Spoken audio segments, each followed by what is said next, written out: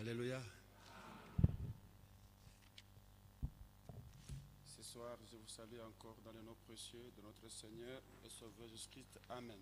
umugoroba nongera kubasuhuza mu izina ry'umwami n'umucunguzi wacu Yesu Kristo.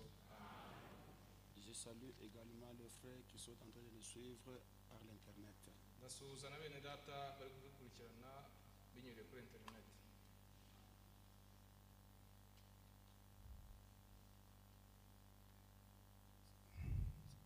Ce n'est pas la première fois que je viens de porter la parole dans cette église. ntabwo ari ubwa mbere nje kubwiriza mu itorero, C'est la deuxième fois. ni ubwa kabiri. Ceux-là qui étaient ici pour la première fois lors de mon passage ici, abari bari hano ubwo nanyuraga hano bwa mbere ils ont l'image dans leur mémoire. bafite uko banyibuka. C'est pour cela ce soir, niyo mpamvu kuri uyu mugoroba je vous apporte aussi les salutations de vos bien-aimés par toujours passés. mbazaniye intashyo z'abakundwa banyu bari aho nanyuze hose, En commençant chez nous au Katanga, à uhereye Lubumbashi, iwacu Katanga i Lubumbashi, Pasteur Kazadi, umushumba Kazadi, Pasteur Ekaka, umushumba Ekaka, tous les conseils, n'abafatanya nabo bose ils m'ont demandé de vous saluer dans le nom de Jésus-Christ. bansabye kubasuhuza mu izina ry'umwami Yesu Kristo. Et quand j'étais à Goma, kandi ubwo nari i Goma, tous les ministres qui étaient ensemble avec nous dans la mini-convention, abakozi b'Imana bose twari kumwe mu kanama gato k'abakozi b'Imana, ils m'ont demandé aussi de vous saluer dans le nom de Jésus-Christ. nabo bansabye kubasuhuza mu izina rya Yesu Kristo. L'église de Kisenyi aussi vous a salué dans le nom de Jésus-Christ. Itorero ryo ku Gisenyi naryo ryabasuhuje mu izina rya Yesu Kristo. Sans plus tarder, Tudatinze rero, mettons-nous debout pour lire la parole de Dieu. reka duhaguruke kugira ngo dusome ijambo ry'Imana. Ouvrons nos Bibles dans le livre de Luc, Dufungure Bibiliya zacu mu gitabo cya Luka, Luc chapitre 21, Luka igice cya 21, versets 20 à 24. umurongo wa 20 kugera ku murongo wa 24. Prions. Banze dusenge. Notre Dieu et notre Père, Data kandi Mana, ce soir, uyu mugoroba du fond du cœur, nous te disons merci. biduturutse ku mutima turagushimiye. Père Céleste, Data wo mu ijuru, nous ne sommes pas des hommes dignes, ntabwo turi abantu bakwiriye, mais un seul homme qui est digne, c'est toi. ariko umuntu umwe ukwiriye ni wowe gusa. C'est pour cela ce soir, Niyo mpamvu kuri uyu mugoroba nous te prions, Seigneur, tugusaba mwami de nous pardonner ngo tubabarire de tous nos manquements, aho twagabanukiwe hose, de tous nos péchés, ibyaha byacu byose, et permets encore une fois que le sang de Jésus-Christ puisse encore nous sanctifier. noneho wemere ko amaraso ya Yesu Kristo yongera kutweza. Seigneur Dieu, Mwami Imana, moi-même je suis incapable nanjye ubwanjye sinshoboye de prêcher devant cette église d'assemblée. kubwiriza imbere y'iteraniro, Mais la Bible dit, ariko Bibiliya avuga ngo celui qui s'attend à toi, ukurindira tu renouvelles sa force et il vole plus loin comme un aigle. ukwiringira umwongerera imbaraga agatumbagira nk'ikizu. C'est pour cela ce soir, Niyo mpamvu kuri uyu mugoroba viens m'aider Seigneur. ngwino umfashe mwami, Mets sous ma langue des mots justes pour l'édification du corps de Jésus-Christ. byose bireho kugira ngo umubiri wa Kristo wubakwe. Bénis cette église, Kumugishira iteraniro, commence avec nous tangirana natwe et termine avec nous. unarangizanye natwe, Nous demandons avec foi tubisabye twizeye au nom de Jésus-Christ. mu izina rya Yesu Kristo. Amen. Amen. Nous lisons la parole de Dieu. Turasoma ijambo ry'Imana, Luc chapitre 21, verset 20 à Luka 24. igice cya 21 umurongo wa 20 kugera ku 24. Lorsque vous verrez Jérusalem investie par des armées, sachez alors que sa désolation est proche. Ariko ubwo muzabona Yerusalemu hagoswe n'ingabo, muzamenye yuko kurimbuka kwaho kwenda gusohora. Alors que ceux qui seront en Judée fuient dans les montagnes, et que ceux qui seront au milieu de Jérusalem en sortent, et que ceux qui seront dans le champ n'entrent pas dans la ville. Icyo gihe abazaba bari i Yudaya bazahongere ku misozi miremire, n'abazaba bari hagati muri Yerusalemu bazayivemo, n'abazaba bari imusozi ntibazayijyemo. Car ce seront des jours de vengeance pour l'accomplissement de tout ce qui est écrit. Kuko iyo minsi izaba ari iyo guhoreramo ngo ibyanditswe byose bisohore. Malheur aux femmes qui seront enceintes et à celles qui allaiteront en ces jours-là, car il y aura une grande détresse dans le pays et de la colère contre ce peuple. abazaba batwite n'abonsa muri iyo minsi bazabona ishyano kuko hazaba kubabara kwinshi mu gihugu kandi umujinya uzaba uri kuri ubu bwoko. Ils tomberont sous les tranchants d'épée, ils seront amenés captifs par toutes les nations, et Jérusalem sera foulée aux pieds par les nations jusqu'à ce que le temps des nations soit accompli. Bamwe bazicwa n'inkota, abandi bajyanwe mu mahanga yose ari imbohe, kandi Yerusalemu hazasiribangwa n'abanyamahanga kugeza ubwo ibihe by'abanyamahanga bizashirira. Amen. Amen. Vous pouvez vous mettre. Mushobora kwicara. Je peux terminer à quelle heure? 35. Ok. Ce soir, Uyu mugoroba nous allons voir un sujet tugiye kuganira ku ijambo intitulé rivuga ngo Le temps des nations. ibihe by'abanyamahanga. J'aimerais attirer votre attention, Ndashaka yuko mwitegereza, même si je ne termine pas, nubwo ntasoza, j'ai besoin de votre intelligence. nkeneye yuko mubishyiraho umutima, Parce que c'est un sujet qui est vaste. kuko ni ijambo rigari cyane. J'ai essayé de prier Dieu Nagerageje gusenga Imana qui me donne un sujet que je dois donner à l'église, kugira ngo impe ijambo naho itorero, mais qu'il a plu à Dieu de me donner ce sujet. ariko byanejeje Imana kumpira ijambo. Il faut que vous prêtez attention. Mugomba kuryitaho cyane. Commençons ensemble. Dutangirane, En ce moment-là, vous allez comprendre. nidutangirana muzabyumva neza. Si vous vous absentez, Ariko nusiba ce sera difficile de comprendre. bizakugora kubisobanukirwa.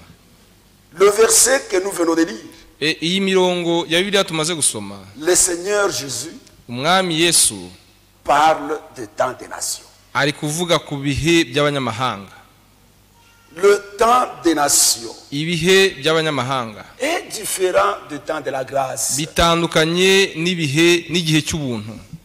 Là, il y a beaucoup de confusion. Hariho kwitiranya ibintu aho ngaho. Les gens ne savent pas comment distinguer le temps de la grâce Abantu ntibazi uburyo bwo gutandukanya igihe cy'ubuntu et le temps des nations. n'igihe cy'abanyamahanga. Le temps de la grâce Igihe cy'ubuntu a commencé quand? cyatangiye igihe cye, Ou quand est-ce que le temps de la grâce a commencé? cyangwa se igihe cy'ubuntu n'igihe cye cyatangiye. Le temps de la grâce Igihe cy'ubuntu a commencé avec la première venue de Jésus-Christ. cyatangiye ubwo Yesu Kristo yazaga mu isi bwa mbere. Comme nous lisons Jean 1, Iyo dusomye Yohana igice cya mbere, chapitre 1, verset 17, umurongo wa 18, nous lisons. turasoma tuti: Car la loi a été donnée par Moïse. La grâce et la vérité sont venues par Jésus. Verset 17. umurongo wa 17, kuko amategeko yatanzwe na Mose, ariko ubuntu n'ukuri byo byazanywe na Yesu Kristo. Alléluia. Prenons aussi Jean 1, 14. Noneho dufate Yohana wa mbere, Yohana igice cya mbere umurongo wa 14. Et la parole a été faite chair. Jambo yabaye umuntu, Et elle a habité parmi nous. abana natwe, Plein de grâce et de vérité. tubona ubwiza bwe, yuzuye ubwiza n'ukuri. Et nous avons contemplé sa gloire. Tubona ubwiza bwe, Une gloire comme la gloire du Fils unique venu du Père. ubusa n'ubw'umwana w'ikinege wa se. Ne confondez pas Twe kwitiranya le temps des nations igihe cy'abanyamahanga et le temps de la grâce. ngo tukitiranye n'igihe cy'ubuntu. La grâce Ubuntu a commencé avec la venue de Jésus-Christ. bwatangiranye no kuza kwa Yesu Kristo mu Mais isi. le temps des nations Ariko ibihe by'abanyamahanga n'a pas commencé avec la venue de Jésus-Christ. ntabwo byatangiranye no kuza kwa Yesu Kristo mu isi. Non, Oya, non, oya, ne confondez pas. mwebyitiranya. Ne mélangeons pas des choses. Twe kuvanga ibintu, Il faut placer chaque chose à sa place. kuko buri kintu gikwiye gushyirwa mu mwanya Le wacyo. temps des nations Hari ibihe by'abanyamahanga et le temps de la grâce. n'igihe cy'ubuntu. Prenons aussi Romains. Dufate Abaroma, Romains chapitre 10. Abaroma ibice 10. Versets 4 à 6. umurongo wa 4 kugeza ku wa 6. Romains, Abaroma chapitre 4, chapitre 10, ibice 10 verset 4 umurongo wa 4 jusqu'à 6. kugeza ku wa 6. Regardez. Murebe, Car kuko Christ est la fin de la loi Kristo ari we amategeko asohoraho, pour la justification de tous ceux qui croient. kandi niwe uhesha uwizera wese gukiranuka. En effet, Moïse définit ainsi la justice qui vient de la loi. Mose yanditse ibyo gukiranuka guheshwa no gukomeza amategeko, L'homme qui mettra ces choses en pratique vivra par elles. ati ugusohoza azabeshwaho nako. Mais voici comment parle la justice qui vient de la foi. Ariko gukiranuka guheshwa no kwizera kuvuga gutya guti, Ne dis pas en ton cœur ntukibaze uti qui montera au ciel, ninde uzazamuka ngo ajye mu ijuru, c'est en faire descendre Christ. bisobanurwa ngo kumanura Kristo. La loi Amategeko, a itegeko été donnée à Moïse, ryahawe Mose, mais la grâce ariko ubuntu est venue par Jésus-Christ. bwaje buzanywe na Yesu Kristo. Alléluia. Amen. Le temps de la grâce Igihe cy'ubuntu est différent du temps de la loi. gitandukanye n'igihe cy'abanyamahanga, Le cy'amategeko. temps de la grâce Igihe cy'ubuntu est différent du temps des nations. gitandukanye nanone n'igihe cy'abanyamahanga. Le temps de la loi, Igihe cy'amategeko Dieu a donné cela à Moïse. icyo Imana yahaye Mose. Jean dit, Yohana aravuga ngo la loi amategeko a été donnée à Moïse, yahawe Mose, mais la grâce, ariko ubuntu, la vérité ukuri est venue avec Jésus-Christ. byazanywe na Yesu Kristo. Luc 4, Luka ibice 4 verset 17 à 22. umurongo wa 17 kugeza 22. Luc 4, Luka 4 verset 17. umurongo wa 17. Écoutez. Mwumve.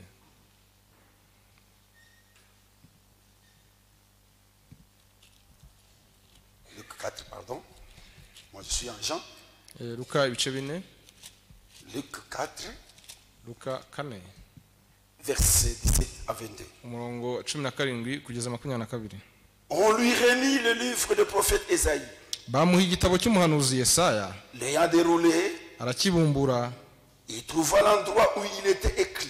abona igice cyanditswemo ngo, L'Esprit du Seigneur est sur moi, umwuka w'Uwiteka ari muri nge, parce qu'il m'a oint pour annoncer une bonne nouvelle aux pauvres. icyo cyatumye ansigira kugira ngo mbwirize abakene Il ubutumwa m'a bwiza. envoyé pour guérir ceux qui ont le cœur brisé, Yantumye kumenyesha imbohe ko zibohorwa, pour proclamer aux captifs la délivrance, imbohe ko zibohorwa, et aux aveugles le recouvrement de la vie, n'impumyi ko zihumuka, pour renvoyer libres les opprimés, no kubohora ibisenzegeri, pour publier une année de la des grâces du Seigneur. no kumenyesha abantu iby'umwaka umwami bagiriyemo imbabazi. Cyangwa Ensuite, il roula le livre, amaze kubumba igitabo, le remit au serviteur agisubiza umurinzi w'inzu, et s'assit. aricara. Tous ceux qui se trouvaient dans le synagogue Abantu bose bari mu isinagogi avaient le regard fixé sur lui. baramutumbira, Alors il commença à leur dire,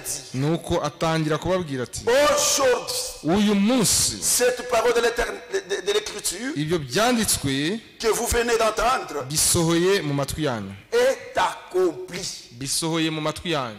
Il n'a pas dit Ntabwo yavuze ngo l'état des nations, non. ngo ibihe by'abanyamahanga. Quand Jésus il entrait dans le temple, Igihe Yesu yinjiraga mu rusengero, on lui remit les rouleaux de Moïse. bamuhaye umuzingo w'igitabo cya Yesaya. Quand il ouvrit les rouleaux, Abumbuye igitabo, il a tombé quelque part. agwa ahantu hari handitse ngo, Que là où il est écrit, handitswe ngo, l'Esprit du Seigneur m'a oint umwuka w'Uwiteka yaransize pour proclamer la délivrance aux captifs, kugira ngo mbwirize imbohe ko zibohowe, pour donner la vie aux aveugles, kugira ngo impumyi zibashe kubona, et pour proclamer l'année de la grâce. kandi kugira ngo ntangaze umwaka Et w'ubuntu. Jésus remit les rouleaux. Noneho Yesu asubiza wa Et muzingo il w'igitabo, rentra arasubira aricara. et il dit, Aravuga ati, cette écriture ibi byanditswe que le prophète a prophétisé. byo umuhanuzi yahanuye Maintenant, cette écriture vient de noneho ibi s'accomplir. byanditswe bimaze gusohora mu En maso d'autres yanyu termes, cela veut dire quoi? bivuze ngo iki nanone mu yandi magambo Moi que vous voyez, ngewe mureba c'est moi que le prophète parle. ni nge umuhanuzi yavugaga Je suis venu pour annoncer l'année de la grâce.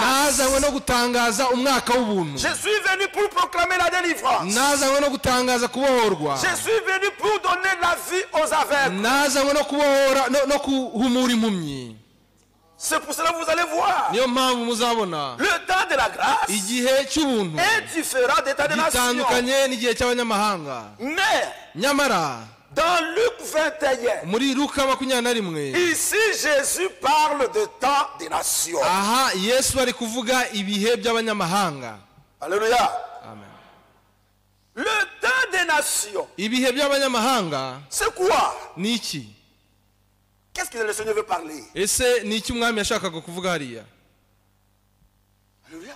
amen Le temps des nations, c'est quoi? ibihe by'abanyamahanga ni iki Frère, prenons Luc 21, 24. bene data dufate Luka 21-24 Si je pars vite, vous m'arrêtez, je suis obligé de dire tout. nihuta mpagarike kuko Je ndumva demande byose au mu diacre makuvuga même de lever la main. ndasaba n'abadiyakoni wenda bazamura ikiganza Quand vous êtes venus ici, iyo muza hano ce n'est pas pour voir comment je parle la langue française. ntabwo ari ukureba uburyo mvuga igifaransa C'est pour comprendre les Écritures. ni ukugira ngo musobanukirwe n'ibyanditswe C'est pour cela que je ferai de mon mieux. niyo mpamvu nkora ibyo bishoboka Je byose vais calmer mon onction gusigwa kwanjye ndakugerageza kugabanya pour permettre même celui qui n'a pas passé sous le banc de l'école pour comprendre qu'est-ce que Dieu veut kugira ngo dire à celui. na wa wundi utarageze no mu ishuri abashe gusobanukirwa icyo Imana ishaka Que kuvuga Dieu hano puisse me venir en aide. Imana ibimfashemo rwose Jésus parle d'état des nations. Yesu ari kuvuga ibihe by'abanyamahanga Cela veut dire quoi? ibyo bishatse kuvuga iki Le temps des nations, igihe cy'abanyamahanga c'est le temps où les nations ont commencé à dominer le monde. ni igihe abanyamahanga batangiriye gutegeka isi Alléluia. Je reprends. ndasubiramo Le temps des nations, igihe cy'abanyamahanga c'est le temps où les nations ont commencé à dominer le monde. ni igihe amahanga yatangiriye gutegeka C'est pour isi cela, niyo mpamvu si nous lisons iyo dusomye Luc 21, 24, Luka 21-24 Jésus parle Yesu aravuga ati de la domination aravuga ubutware de temps des nations. ubutware bw'igihe cy'abanyamahanga Amen. amen 24. 24 Luc 21, 24. Luka 21-24 Regardez. murebe Regardez. mwumve Ils tomberont sous les tranchants de l'épée. bamwe bazishwa n'inkota Ils seront emmenés à captif parmi toutes les nations. abandi bajyanwe mu mahanga yose ari imbohe Qui seront amenés à captivité? ni bande bazajyanwa mu mahanga ari imbohe Ce n'est pas les Congolais. ntabwo ari abakongomani Ce n'est pas les ntabwo ari Rwandais. Ce abanyarwanda n'est pas les ntabwo ari Américains. abanyamerika Ici, ahangaha ce sont les Juifs ni abayuda qui seront menés en captivité. bazajyanwa nk'imbohe Même là hose chez nous, ndetse n'iwacu yewe on avait des Juifs. bari dufiteyo abayuda Ils étaient partout. bari barageze hose Partout. hose Partout. hose rwose Ils étaient partout. bari barageze Maintenant, hose regardez. noneho murebe Regardez. mwitegereze Et Jérusalem sera foulée aux pieds kandi Yerusalemu hazasiribangwa par les nations n'abanyamahanga jusqu'à ce que le temps des nations soit accompli. kugeza ubwo ibihe by'abanyamahanga bizashirira Alléluia. Amen. Cela veut dire quoi? iki kishatse kuvuga iki Les nations vont dominer. amahanga azatwara Vont dominer azategeka jusqu'à quand? kugeza igihe ki Jusqu'à la fin de leur temps. kugeza igihe ki kugeza iherezo ry'igihe cyabo Ils auront un temps où ils vont commencer. nuvuga ngo hari igihe bazatangirira gutegeka Et ils auront aussi le temps où ils vont achever. hari n'igihe bazarangiriza gutegeka Et Jésus dit, noneho Yesu aravuga ati les nations vont dominer jusqu'à la fin de leur amahanga temps. azategeka kugeza ku iherezo ry'igihe cyabo Alléluia. amen Quand est-ce que le temps des nations a commencé? ese n'igihe ki igihe cy'abanyamahanga cyatangiriye Je reprends. ndasubiramo Quand est-ce que le temps des nations a commencé? ese n'igihe cy'igihe cy'abanyamahanga cyatangiriye Le temps des nations igihe cy'abanyamahanga a commencé cyatangiye avec le roi Nebuchadnezzar. cyatangiranye n'umwami Nebukadinezari. Et le temps des nations va terminer quand? kandi igihe cy'abanyamahanga kizasozwa gihe ki? Le temps des nations igihe cy'abanyamahanga va terminer avec l'établissement de millénium. kizarangira igihe ubwami bw'imyaka igihumbi buzaba bushyizweho. Alléluia. Amen. C'est vrai. ni kuri Le temps des nations igihe cy'abanyamahanga a commencé. cyatangiranye C'est terrible. n'ibintu biteye ubwoba. Le temps des nations igihe cy'abanyamahanga a commencé cyatangiye avec un homme cyatangiranye n'umuntu, qui est devenu une bête. umuntu wahindutse inyamaswa. Mais ça va terminer aussi ariko nanone avec un kizarangirana homme n'undi muntu nanone qui deviendra aussi une bête. nawe uzahinduka inyamaswa. Le temps des nations igihe cy'abanyamahanga a commencé cyatangiranye avec l'idolâtrie. no gusenga ibishushanyo, Ça va terminer kizanarangizanya avec l'idolâtrie. no gusenga ibishushanyo. Est-ce que vous êtes là? ese muri kubyumva? C'est bien. ni byiza. Et le temps des nations, c'est quoi? noneho igihe cy'abanyamahanga ni iki?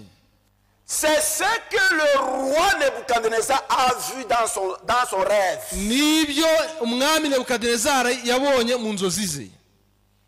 Alléluia. Amen. Les songes de Nebuchadnezzar, inzozi za Nebukadinezari ça s'appelle le temps de nations. zitwa igihe cy'abanyamahanga. Nebuchadnezzar. Nebukadinezari Dieu lui a parlé en songe. Imana yamuganirije mu nzozi, Comme nous lisons Daniel. nk'uko tubisoma muri Daniyeli. Daniel, Daniyeli chapitre 2. ibice bibiri.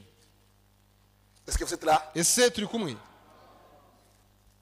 Je vérifie aussi la montre pour Et- ne pas aller vite en besogne. ndi no kureba ku isaha kugira ngo ntihuta ngo ngire ibyo nsimbuka. Daniel, Daniyeli chapitre 2, ibice bibiri verset 27. umurongo wa 27. Nous lisons la parole de Dieu. turasomya ijambo ry'Imana. Regardez, mwitegereze chapitre 2, igice cya kabiri verset 27. umurongo wa 27. Amen. Amen. Les songes de Nebuchadnezzar, inzozi za Nebukadinezari c'était l'ainsi dit le Seigneur. zari uku niko Uwiteka avuze. Dieu lui a parlé. n'Imana yabimubwiye, Dieu lui a révélé n'Imana yabimuhishuriye, les choses qui vont se passer pendant la période des nations. imuhishurira ibintu bizabaho mu gihe cy'abanyamahanga. Et Nebuchadnezzar, Nebukadinezari il a oublié les songes. inzozi arazibagirwa. Les songes qui viennent de la part de Dieu, inzozi ziturutse ku Mana c'est impossible ntabwo bishoboka ko aux charlatans, umuntu w'umutekamutwe, aux sages, ko umunyabwenge aux w'isi, sorciers, abapfumu, aux astrologues abakonikoni, d'interpréter les songes qui viennent de Dieu. ntabwo bishoboka ko basobanura inzozi ziturutse ku Mana. Parce que les songes qui viennent de Dieu, kuko inzozi ziturutse ku Mana c'est l'ainsi dit le Seigneur. ziba ari uku niko Uwiteka avuze. Alléluia. Amen. Quand il n'y a pas un prophète, iyo hatariho umuhanuzi, Dieu, Imana yo il parle à son peuple d'une façon claire. ivugana n'ubwoko bwayo mu mvugo yumvikana. Je vous donne un exemple. ndabaha urugero. Marie et Joseph. Mariya na Yosefu. Yosefu il apprend que yumva ko Marie est enceinte. Mariya yatwite. Il voulait faire de son mieux ashaka uburyo bwose pour se débarrasser de Marie. yamubenga. Mais Dieu, nyamara Imana comme yo il était l'auteur de cela, ubwo kuko ariyo yakoze ibyo et ngibyo, comme il n'y avait pas les prophètes dans ce temps-là, kandi kuko muri icyo gihe nta muhanuzi wari uhari, Dieu, il était obligé de parler à Joseph clairement. byasabye ko Imana ivugana na Yosefu mu mvugo itomoye. Il dit, Joseph, iramubwira ngo Yosefu, ne crains pas witinya de prendre ta femme Marie, kurongora umugore wawe Mariya, l'enceinte qu'elle a, inda atwite ce n'est pas d'un homme, ntabwo ari umuntu mais ça vient du Saint-Esprit. ahubwo ni umwuka wera. Et Joseph hanyuma yosefu n'a pas cherché d'interprétation. ntabwo yigeze ashakisha umuntu wabimusobanurira. Et Dieu lui a parlé clairement. imana yamuvugishije mu mvugo isobanutse. Quand il n'y a pas un prophète, iyo nta muhanuzi hari muri icyo gihe Dieu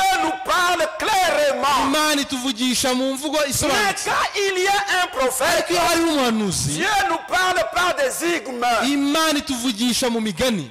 C'est pour cela, dans le temps de Joseph, niyo mpamvu mu gihe cya yosefu Pharaon lui aussi, farawo nawe il a reçu un rêve. yabonye yarorose. Qu'est-ce qu'il avait vu dans son rêve? mu nzozi ze yabonye iki? Il avait vu 7 épis gros yabonye amahundo ashishe et 7 épis minces. n'andi mahundo arindwi ananutse. Et les 7 épis la mince, ayo mahundo arindwi ananutse ils ont avalé les 7 épis gros. amira amahundo arindwi ashishe. Et cela a troublé beaucoup le roi Pharaon. ibyo bibuza amahoro cyane umwami Mais farawo. comme il y avait un prophète, ariko kuko hari umuhanuzi aho et ngaho Dieu a parlé de cette façon. imana imuvugisha mw'ubwo buryo. Ici, ariko ahangaha l'interprétation des songes, isobanuro y'inzozi Dieu n'a pas donné au pasteur. ntabwo imana yayihaye abashumba. Dieu n'a pas donné au ministre. imana ntiyayihaye ababwirizabutumwa. L'interprétation, isobanura inzozi Dieu a donné au prophète. imana yabihaye umuhanuzi. Alléluia. Amen. Et c'est pour cela, kandi niyo mpamvu Dieu imana a parlé yavuze à Nabucodonosor. ibwira nebukadinezari Parce que c'était ainsi dit le Seigneur. kuko byari uku ni kuwiteka avuze, Et personne ne pourra interpréter de soi-même. kandi ko atashobora kubyisobanurira. Et Dieu imana savait qu'il y a un prophète. yari izi yuko hari umuhanuzi Et le w'ubwo prophète bwami, qui était là, kandi umuhanuzi wari aho c'était Daniel.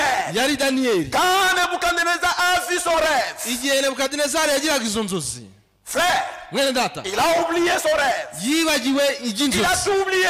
yibagirwa ibyo Il warose a byose. appelé les astrologues. ahamagara abakonikoni, Il a appelé le magicien. ahamagara abapfumu, Il dit, arababwira ati j'ai perdu mon rêve. inzozi nazibagiwe, Donnez-moi mon interprétation. muzimbwire Et munazinsomere. le sage dit, abanyabwenge baramubwira bati Seigneur, mwami montre-nous le rêve. duha inzozi Et nous allons te donner l'explication. natwe turazigusobanurira. Mais bien aimé, bakundwa, un prophète, umuhanuzi il n'a pas besoin qu'on lui explique le rêve. ntabwo aba akeneye ko umusobanurira n'ibyo warose. Non. oya, Avant qu'il puisse interpréter le rêve, mbere y'uko asobanura inzozi Dieu commence d'abord par lui révéler le rêve. imana yabanza ikamwerekana za nzozi wagize. C'est comme ça un prophète. uko niko umuhanuzi aba ateye. Ce n'est pas comme vous voyez des prophètes ici. ntabwo ari nk'abahanuzi mwirwa mubona hano Ce hanze. sont des charlatans. aba ni abatekamitwe, Il ne peut pas jamais interpréter les songes de Dieu. ntibashobora gusobanura inzozi z'imana na rimwe. Il joue avec la psychologie. bagenda bo bakina n'ubwenge bw'abantu gusa. Mais si Dieu vous donne les dons ariko d'interprétation, imana iguhaye impano yo il gusobanura va inzozi, commencer d'abord par vous révéler les songes. yabanza ikagusobanurira ikaguhishurira n'izo nzozi. Et Nebuchadnezzar a reçu le rêve. noneho nebukadinezari ararota, Et il a perdu.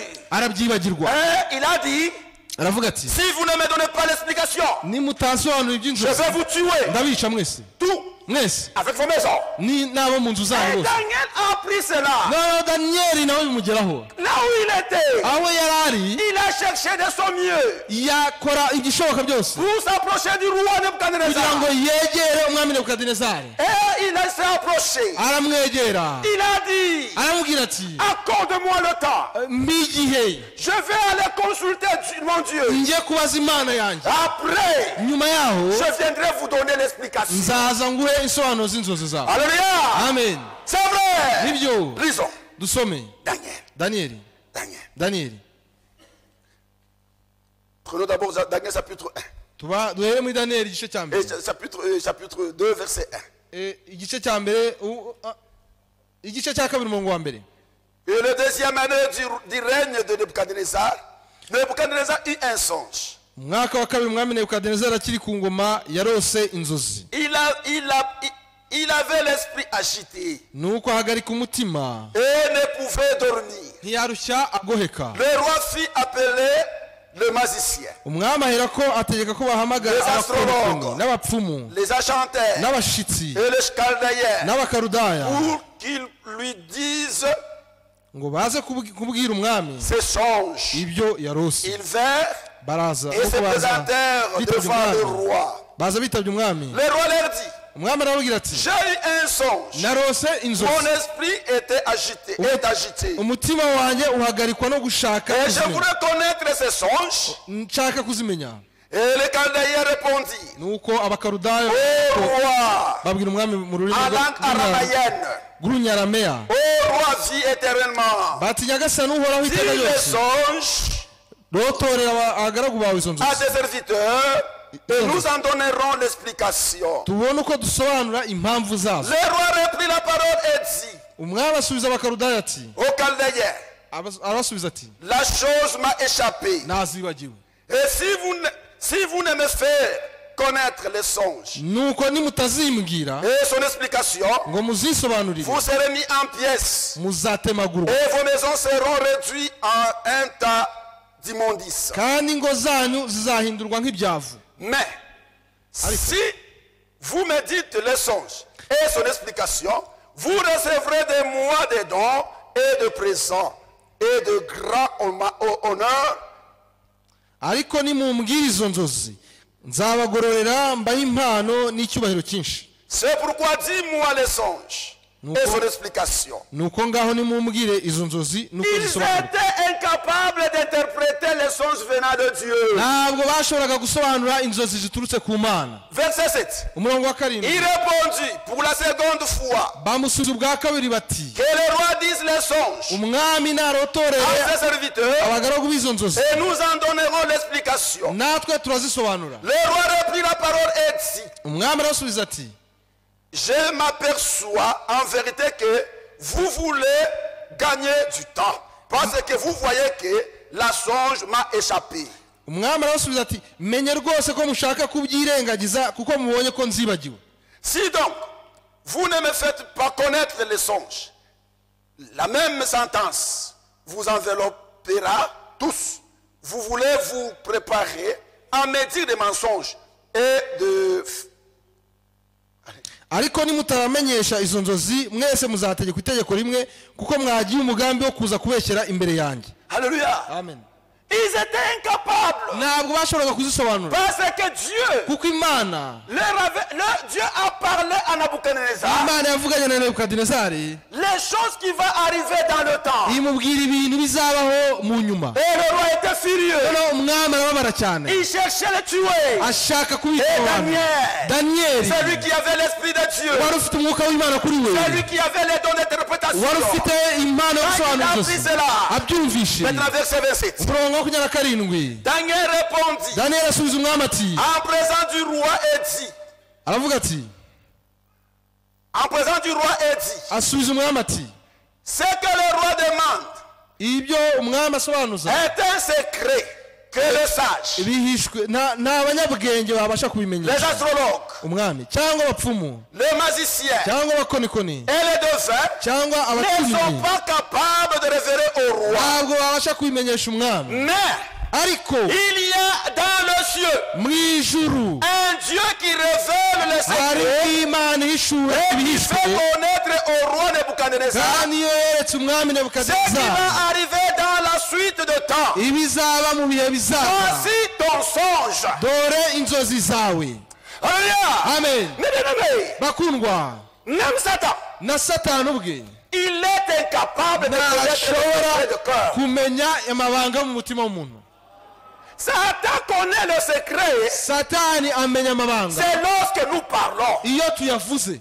Même les prophètes, ndetse n'umuhanuzi il est incapable de connaître les secrets de nos cœurs. ntabwo abasha kumenya amabanga y'umutima wawe, Mais les secrets de nos cœurs ariko amabanga y'umutima wawe est révélé par Dieu. ahishurwa n'Imana. Oh roi, o mwami, vis éternellement. uragahoraho. Ici dans le cieux, hariya mu ijuru il y a un Dieu Imana qui révèle le secret du cœur. ibasha guhishura amabanga yo mu mitima. Il n'a pas dit il y a un prophète. ntabwo yavuze ngo hariho umuhanuzi, Il n'a pas dit il y a un serviteur. yavuze ngo hariho umukozi, Il a dit yavuze ngo dans Dans le ciel, mu ijuru il y a un Dieu. hari Imana. Ma soeur, Mushiki wanjye, mon frère, mwene tu data, peux te cacher devant ton pasteur. ushobora guhisha ibintu Tu pasiteri, peux te cacher devant le diacre. ushobora kwihisha imbere Tu y'umudiyakoni, peux te cacher devant le prédicateur. ushobora kwihisha imbere Mais y'umubwizabutumwa, devant Dieu, ariko imbere rien y'Imana ne peut se cacher. nta na kimwe Il gihishwa. connaît les secrets de nos cœurs. Imenya n'amabanga y'umutima Et wawe, il révèle cela à ses serviteurs kandi de ibyo prophètes. ikabihishurira abagaragu bayo n'abahanuzi. Est-ce que vous êtes là? Ese turi kumwe? Amen. Amen. C'est bien. Ni byiza. Regardez. Murebe, Au roi, o mwami, dans le ciel, mu ijuru il y a un Dieu hariho Imana qui connaît les secrets. ihishura ibihishwe. Regardez. Mwitegereze, C'est bien. ni byiza. Ok. Ok.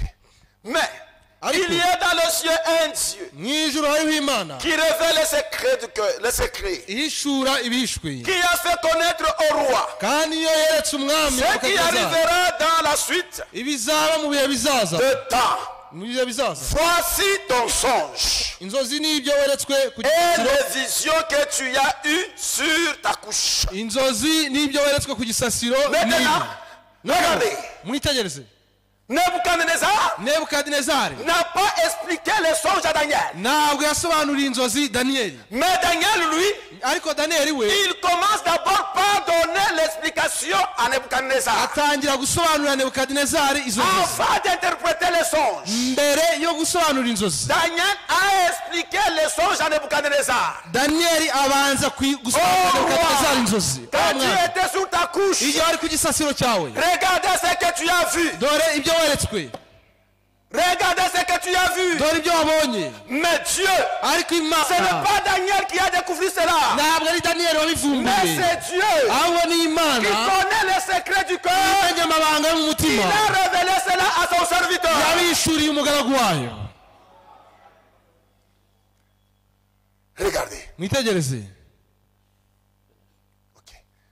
Sur ta couche, nuko ibyawe ô roi, il nyagasani t'est monté de penser touchant ce qui sera après. watekerezaga uryamye ibizaba mu gihe kizaza. C'est ainsi. Niyo mpamvu Et c'est lui qui révèle les secrets. ihishura ibihishwe T'a fait connaître ce qui arrivera. niyo yakubwiye ibizaba. Si ce secret m'a été révélé, Kandi ngewe ubwanjye ce n'est point qu'il n'y a en moi une sagesse supérieure. ibyo bihishwe sinabishuriwe nuko ndi umunyabwenge kuruta umuntu wese uriho. Regardez la nature d'un vrai serviteur de Dieu. Mwitegereze uko umugaragu w'Imana wo kuraba ameze. Il commence d'abord par s'humilier. Atangirana no kwicisha Mais bugufi. aujourd'hui, Ariko uyu munsi nous avons à des serviteurs problématiques. dufite abagaragu b'Imana, abakozi b'Imana bateza ibibazo kubera ko yabwirije neza. L'Église a dit beaucoup d'amen. Itorero rikaba ryabuze amene Il nyinshi, commence à s'orgueiller. agatangira kwishyira hejuru no kwirata. Ati Quand wabonye je prêchais, igihe c'est nabwirizaga, or que la Bible dit, nyamara biravuga ngo après avoir de prêcher, nimumara kubwiriza à la fin, ku iherezo vous allez dire, mujya muvuga ngo comme des turi serviteurs abakozi inutiles, b'imburamumaro voués en échec. kandi twe turi abo kuneshwa. Daniel commence à dire, Daniyeli watangira avuga ngo oh Seigneur, o mwami, mwami, o mwami, ça ne veut pas dire qu'à moi il y a une grande sagesse. ntabwo ari uko ndusha abandi bantu Mais mbere, le Dieu ariko qui Imana est dans le ciel, mu ijuru c'est celui qui m'a révélé niyo cela. yamishuriye ibyo ngibyo. C'est vrai. Nibyo Il commence à louer Dieu. atangira no guhimbaza Imana. Si ce secret m'a été révélé, Ati niba ibyo ce n'est pas by'inabishuriwe qu'il y ait en moi une sagesse supérieure, si uko ndi umuntu umunyabwenge kuruta umuntu wese afin uriho, de tous les vivants. ahubwo ni ukugira ngo Mais umwami c'est afin que l'explication amenye iby'inzozi ze, soit donnée au roi amenye iby'inzozi ze, et que tu connaisses amenye les pensées de ton cœur. n'iby'umutima we wibwiraga. Ô roi, Nuko nyagasani tu regardais wabonye et tu voyais une grande statue statue. igishushanyo kinini. Et cette statue était immense. icyo gishushanyo cyari kinini Et d'une cyane splendeur extraordinaire. kirabagirana cyane, Elle était debout devant toi. cyari kiguhagaze imbere, Et son aspect était terrible. kandi ishusho yacyo ikaba yari iteye ubwoba. La tête de cette statue nuko icyo gishushanyo umutwe wacyo était d'or pur. wari izahabu nziza, Sa poitrine et ses bras kandi igituza cyacyo n'amaboko étaient de l'argent. byari ifeza, Son ventre inda et les cuisses n'ibibero byacyo étaient des reins. byari imiringa, Ses jambes de fer, amaguru yacyo yari les pieds icyuma, en partie de fer n'ibirenge byacyo byari et igice en partie cy'icyuma d'argile. n'ikibumba. Tu regardais urabyitegereza lorsqu'une pierre ugeze aho, est détachée dans le sud. ugeze aho ibuye ryaziye Une pierre se détachée sans au secours d'aucune main. ritarimbuwe n'intoki, Frappe le statue. ryikubita ku birenge by'icyo gishushanyo cy'icyuma n'ibumba, La statue s'est mise en pièces. rirabimenagura. Alors, le fer, nuko icyuma l'argile, n'ibumba les reins, n'umuringa l'argent n'ifeza et l'or n'izahabu fut brisé ensemble. bihera ko bimenagurikira Et rimwe, devint comme la balle bihinduka nk'umurama w'aho bahurira mu qui ki, s'échappe d'une heure en été. umurama w'aho bahurira mu ki, Le vent emporta bitumurwa n'umuyaga, et nulle trace n'en fut retrouvée. ntibyagira ishyikizo. Mais maze la pierre qui avait frappé le iryo statue buye ryakubise igishushanyo faisait une grande montagne rihinduka umusozi munini, et remplit toute la terre. rirangiza isi yose. Alléluia. Amen.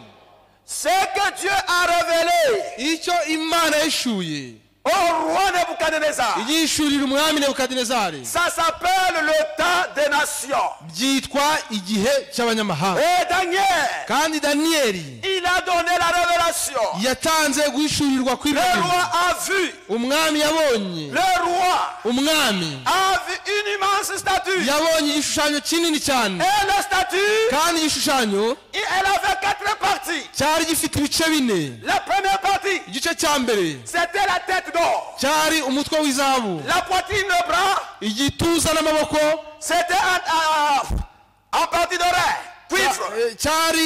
cyari umuringa, Il a vu les 4 parties. cyari ifeza. abona igice cya gatatu. Mais bien aimé, bakundwa, qu'est-ce que signifie la vision? uku kwerekwa gusobanura iki? iri yerekwa, La vision, iyerekwa risobanura iki? la même vision. iri yerekwa Nebuchadnezzar, iryo Nebukadinezari yabonye, il a vu sous forme de métaux. Nebukadinezari we yabibonye mu byuma bitandukanye. ariko Daniel, Daniyeli nawe quand Dieu ubwo Imana lui a montré le même songe, yamwerekaga ibi bintu nawe, mais Daniel, lui, Daniyeli we il n'a pas vu les 4 métaux. we ntiyabibonye mu byuma bine Mais bitandukanye. Daniel, Daniyeli il a vu 4 bêtes. yabonye inyamaswa enye. La vision, iyerekwa, les songes inzozi que Nebuchadnezzar a vu, zo Nebukadinezari yagize c'est le même avec celle que Daniel a vu. zihuye n'ibyo Daniyeli nawe yeretswe. Nebukadinezari Lui, il a vu 4 métaux. we yabonye igishushanyo kigizwe n'ibyuma bine. Daniel, lui, Daniyeli we il n'a pas vu 4 métaux. yabonye ibyo byuma bine bitandukanye. Daniel a vu 4 bêtes Daniyeli yabonye inyamaswa enye qui zitandukanye venaient, qui montaient de la mer. zazamukaga zituruka mu nyanja. C'était la même songe. byari inzozi zimwe. Celui-ci, il appelle le songe, umwe abyita inzozi, mais Daniel, lui, appelle cela la vision ariko nocturne. Daniyeli we abyita C'était iyerekwa la rya même nijoro. chose. byari ikintu kimwe. Daniel 7, Daniyeli ibice birindwi, verset 1 à 28. umurongo wa mbere kugera ku 28. Alléluia. Amen. Moi, je gagne le temps. ngiye ndi kwihuta, Je ne dois pas tout lire. Vous allez lire à la maison. ntabwo ndi busome byose, muraza gusomera mu rugo. Amen. Amen. Vous allez tout lire à la maison. byose murabisomera mu rugo. Daniel a vu. Daniyeli yabonye, Il a vu quoi? yabonye iki? Il a vu 4 bêtes yabonye inyamaswa enye qui sortaient de la mer. zazamukaga ziva mu nyanja. La première bête, inyamaswa ya mbere elle avait l'aspect. yari imeze nk'intare. Le deuxième, inyamaswa ya kabiri elle avait l'aspect de ours. yari imeze nk'idubu. Le troisième, inyamaswa ya gatatu il avait l'aspect yari imeze de léopard. yasaga n'ingwe. Mais le quatrième, ariko inyamaswa ya kane yo Daniel dit, Daniel avuga ngo c'est un animal effrayant ni inyamaswa yari iteye ubwoba qui n'a pas de forme. idafite ikisa nacyo. Toutes les 4 bêtes, izo nyamaswa uko ari enye il provient d'où? zose zavaga he? Tous, ils proviennent de la mer. zose zaturukaga mu nyanja. Ils venaient de la mer. zaturukaga mu nyanja. Que signifie le rêve et la vision de Daniel? ese inzozi n'iyerekwa rya Daniel bisobanura iki? Cela veut dire quoi? bisobanura iki? Il y aura 4 empires bivuze ngo hazabaho ubwami bune qui vont se succéder sur la terre. buzakurikirana hano ku isi. Le premier empire, ubwami bwa mbere c'est la tête. ni umutwe. Le deuxième empire, ubwami bwa kabiri c'est la poitrine. ni igituza. La deuxième partie, igice cya le kabiri troisième, igice cya gatatu c'est le ventre et la cuisse. ni inda n'amaguru. Le quatrième, naho ubwami bwa c'est kane les jambes ni amaguru et le pied. n'ibirenge. Et Daniel a dit, none Daniel aravuga ngo je vis aussi 4 bêtes. mbona inyamaswa enye. Que signifie la mer? inyanja bivuze iki? La mer signifie quoi? inyanja ishatse kuvuga iki? La mer, c'est la population. inyanja ni amoko C'est abantu le peuple. n'abantu. Le 4 vents.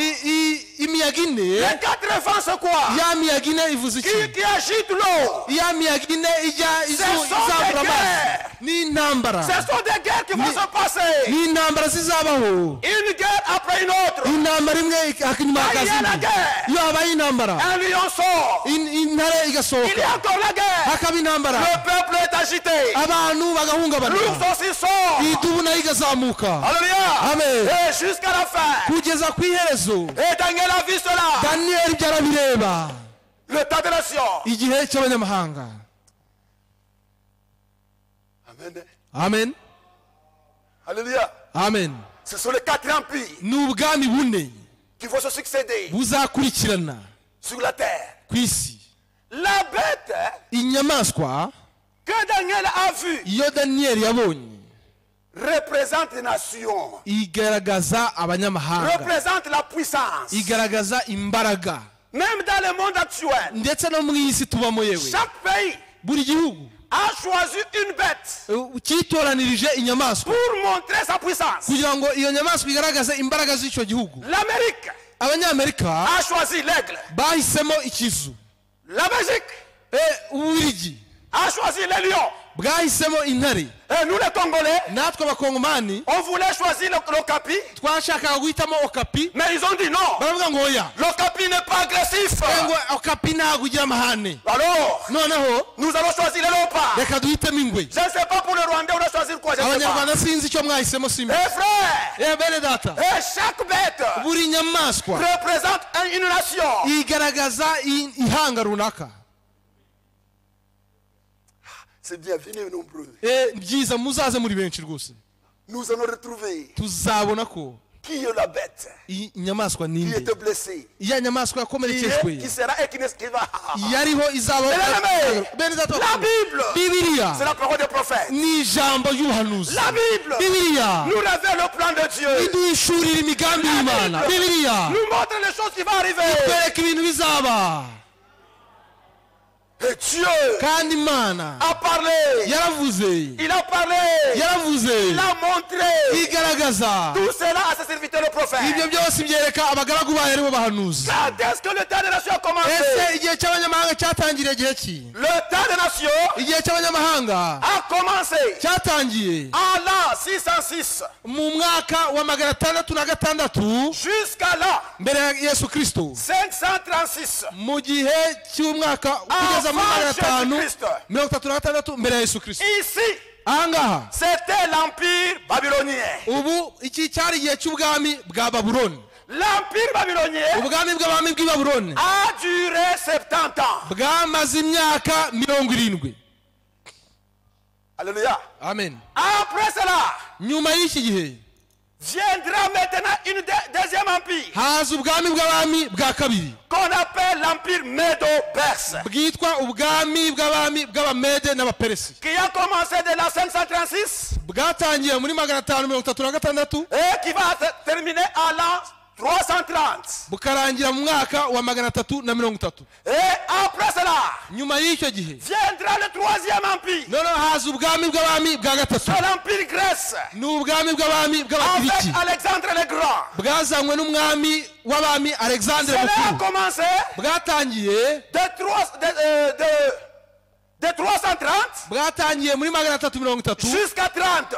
kugeza muri 30 mbere ya Yesu À la Kristo. fin noneho ku iherezo de 330, ku iherezo rya 30 de 30 plutôt, rya 30 de 30 ku iherezo ry'umwaka wa 30 jusqu'au établissement des milléniums. kugeza igihe ubwami bw'imyaka igihumbi buzazira. Ça sera l'empire romain. ni igihe cy'ubwami bw'abami bw'abaroma. Que Dieu vous bénisse. imana ibaho umugisha.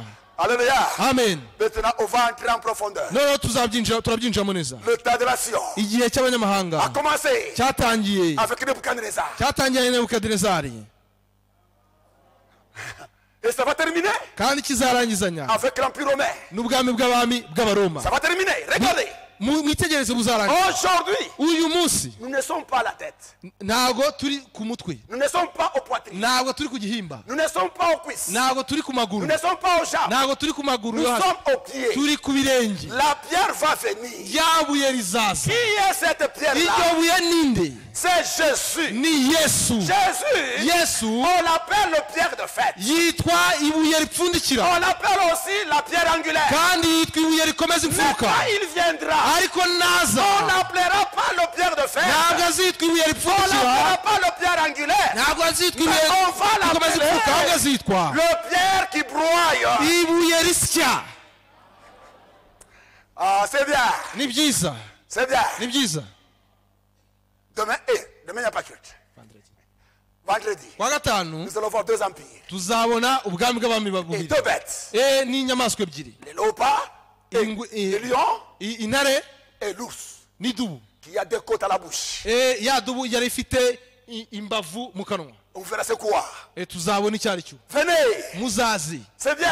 ni byiza. Les nations, amahanga ils ne connaissent pas où est-ce que nous sommes. abantu ntabwo bazi aho tugeze. Les dénominations, ils abanyamadini ne connaissent pas où est-ce que nous sommes. ntabwo bazi aho tugeze. Mes bien-aimés, abakundwa ouvrez vos oreilles. mwebwe murahirwa mwumva, murahirwa mwe Parce mubona, que vous voyez ce que kuko Dieu il est en train de mubona faire. iby'Imana irimo irakora uyu munsi. Les autres abandi bo ne connaissent pas où nous en sommes. ntabwo bazi aho tugeze, Mais nous, ariko twe par la révélation, tugomba nous guhishurirwa pouvons comprendre tubasha quel gusobanukirwa temps nous sommes. igihe turimo. Le temps où nous sommes, igihe turimo c'est le temps de la préparation. ni igihe cyo kwitegura, C'est le temps de retour à la ni parole. igihe cyo kugaruka ku ijambo. L'église de Kigali, itorero ry'i Kigali retournez à la parole. mugaruke ku ijambo. Jésus revient bientôt. Yesu araje vuba. amen.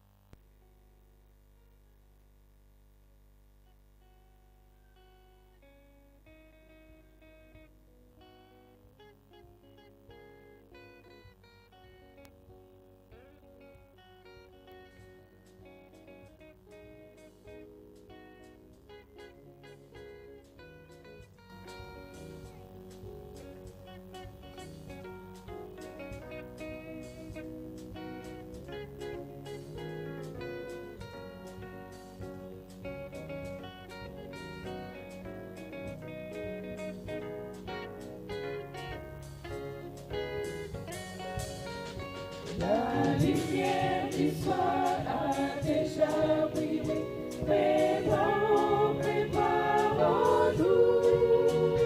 Désolé, soleil de la justice, va se coucher, se coucher. En ces beaux matins brillant éternellement, magnifique est son nuage. Tout le monde en tristesse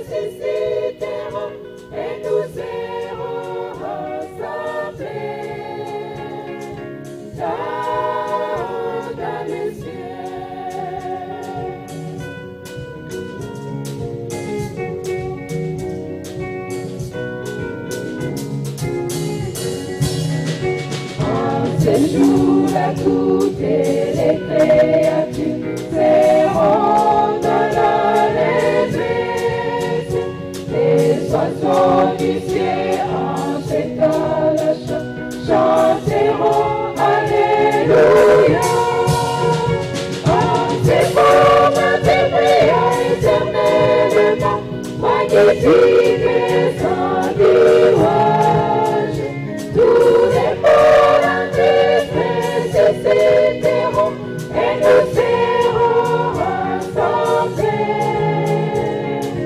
Quel jour d'allégresse!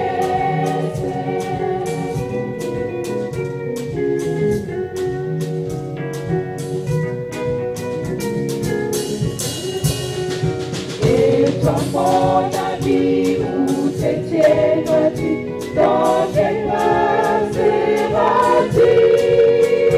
Il n'y a que des paraphes des méchants et c'est des enfants de Dieu. Mais tous les méchants seront comme des champs et seront embrasés. La foulée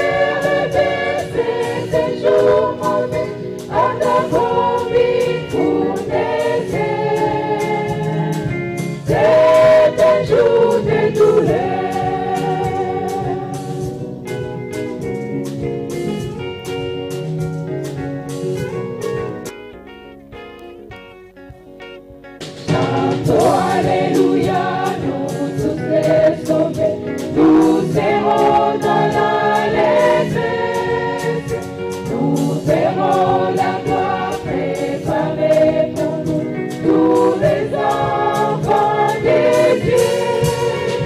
C'était comme des brillants éternellement, magnifique sans louange, tous les morts en Christ ressusciteront et nous serons rassemblés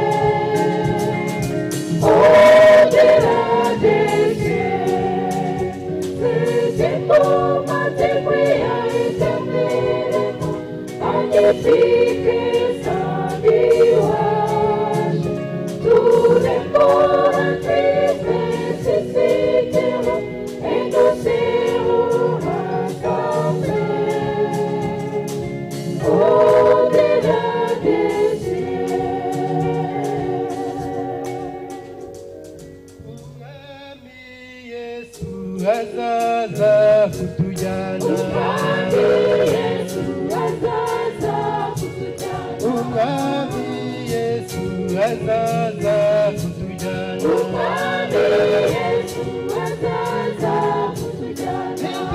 Twiteguye azaza kutujyana.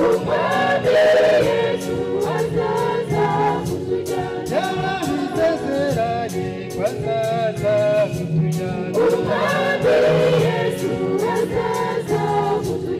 Umwami ntabyabesha azaza kutujyana. Umwami w'amahoro azaza kutujyana. Umwami w'urukundo azaza kutujyana. Twese tuzamusanganira.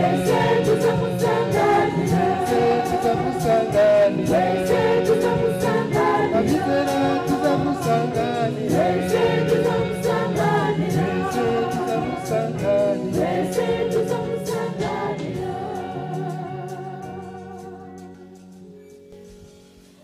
Amen. Amen. Imana ishimwe kandi himbazwe. Mungu asifiwe tena atukuziwe. Iri jambo ni ijambo ryiza. Neno hili ni neno nzuri. Ryongera kukwibutsa yuko ibyawe byateguwe kera. Neno rakumbusha kwamba vyako vitarishwa zamani. Ntabwo birimo bitegurwa none ariko byateguwe kera. Na sasa yani viliandaliwa zamani. Imana ihumugisha umukozi wayo. Mungu abariki mtumishi wake. None bisaba ko bigenda bisohora. Na sasa inabidi vitimirike. Imana izaduha iherezo ryiza. Mungu aweze kutupatia mwisho mzuri. Kandi zariduha kubera yuko iba yatuzanye hano. Na atatupatia kwamba anakuwa ametuleta hapa. Abizera Yesu Kristo niwe ubaha gukiranuka. Waamini Yesu Kristo ndiye anapatia haki. Imana ishimwe. Mungu asifiwe. Kandi idukomereze muri iri jambo. Tuimarishe ndani ya neno hili. Kubera yuko tugeze ku iherezo ry'ibihe. Ya kwamba tunafika ku mwisho wa wakati. Amen. Amen. mbere yuko dusoza turirimbira Imana nkuko abera bahuraga bagasangira ibyera hanyuma barangiza bakaririmba bagatandukana. Kabla ya kufunga kabla ya kufunga na kuomba kama vile watakatifu walikuwa nakutana na kuchangia. Hari bene data twateranye ku murongo wa internet. Na ndugu tulikusanyika nao kwa mtandao wa internet. Ariko harimo bamwe nabo badushuhuje. Lakini kuko wamoja watusalimia. Harimo mushiki wacu Baraka Musiwa. Kuko dada yetu Baraka Musiwa. Ati Imana ibahe umugisha bene data n'abashiki bacu bakundwa. Nasema ati Mungu awabariki wa ndugu na wadada wapendwa. Ati turabasuhuza mu izina ry'umwami wacu Yesu Kristo. Tunawasalimu ndani ya jina la Yesu Kristo. Nizeyimana Patrick. Nizeyimana Patrick. God bless you all. Iti Mungu abariki nyie wote. Nsengiyumva Vianney. Na Nsengiyumva Vianney. Avuze ngo may God bless you, this is brother Vianney from Kentucky. Aravuze ngo Imana ibahe umugisha.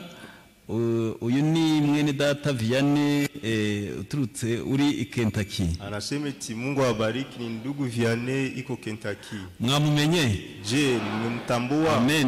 Amen. Niba kidukurikiye natwe turavuze ngo itorero ryose riramusuza mu izina rya Yesu Kristo. Kama tufata tunasema ati kanisa lote na musalimu ndani ya jina la Yesu Kristo. Amen. Amen. Isengwe Jean Paul. Isengwe Jean Paul. Na aravuze ati God bless you brothers and sisters. Anasema ati Mungu awabariki wa ndugu na wadada. Jean-Marie Vianney Gasana. Jean-Marie Vianney Gasana. Ati hamwe n'umuryango wanjye turabasuhuje mu izina rya Yesu Kristo Imana yacu. Amen. Eti pamoja na jamii yangu tunawasalimu ndani ya jina la Yesu Kristo. Amen. Rutarindwa. Nuvuze mofo. Turabakunda cyane. Iti tunawapenda sana. Le beau Dieu vous a gardé jusqu'au bout de notre voyage vers la cité céleste.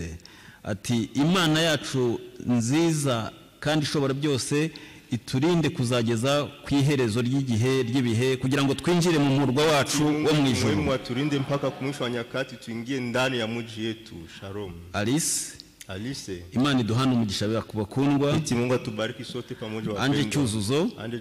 Imana ibahe umugisha cyane. Anasema iti Mungu abariki sana. Kandi natwe twongeye kubifuriza umugisha uturuka hera hahera. Sisi tunawahitajia baraka kutoka mahali patakatifu. Abanditse n'abatanditse bose Imana ibahe umugisha. Na kuandika Mungu abariki. Amen. Amen. Turanezerewe. Tunafurahi. Reka duhaguruke turirimbira Imana. Tutasimama na tumuimbie Mungu. Turacyari kumwe na mwene data. Tungali pamoja na ndugu. Dukomeze dusenge kandi tumusengere. Tuendelee kuomba na yeye tumuombee pia. Imana ibahe umugisha. Mungu awabariki. Mu kurangiza Pastor Nzamwitari udushyira imbere y'Imana. Kwa kufunga ibada ndugu Nzamwitari tuweka mbele ya Mungu. Yesu numukiza Yesu numukiza kamwingi nuyiha tewe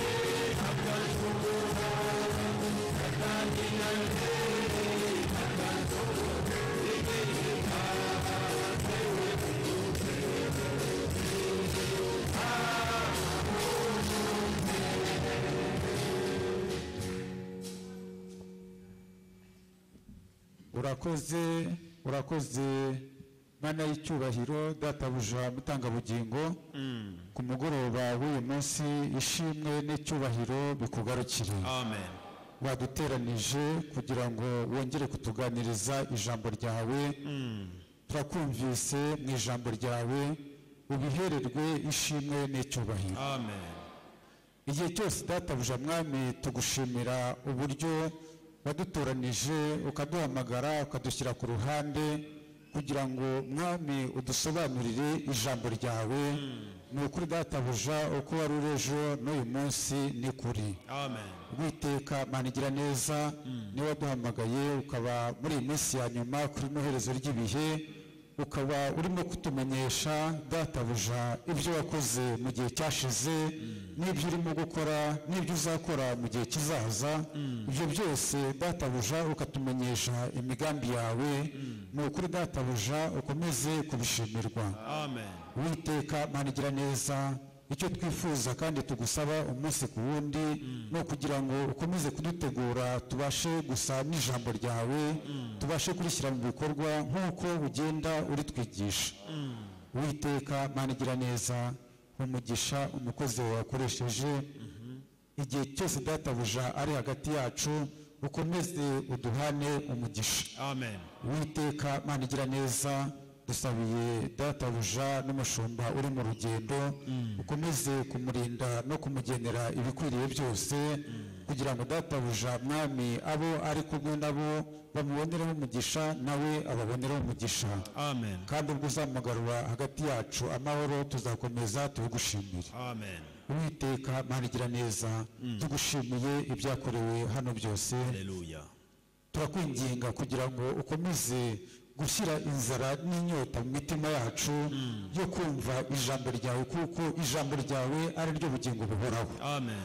Uwiteka Mana igira neza, ubwo tugiye gutandukana ujyane na buri wese. Amen. kandi databuja nk'uko tubyumvise, ukomeze databuja kudushoboza kugira ngo iri jambo dutangiye kumva ni ukuri tubashe kurikurikira n'imitima ituje, kandi ufungura amatwi yacu n'imitima yacu, kuko wowe wenyine niwe ushobora gusobanurira ubwoko bwawe. amen. nuko umukozi wawe nawe ukomeze kuduhana umugisha, ukomeze kwigaragaza muri byose.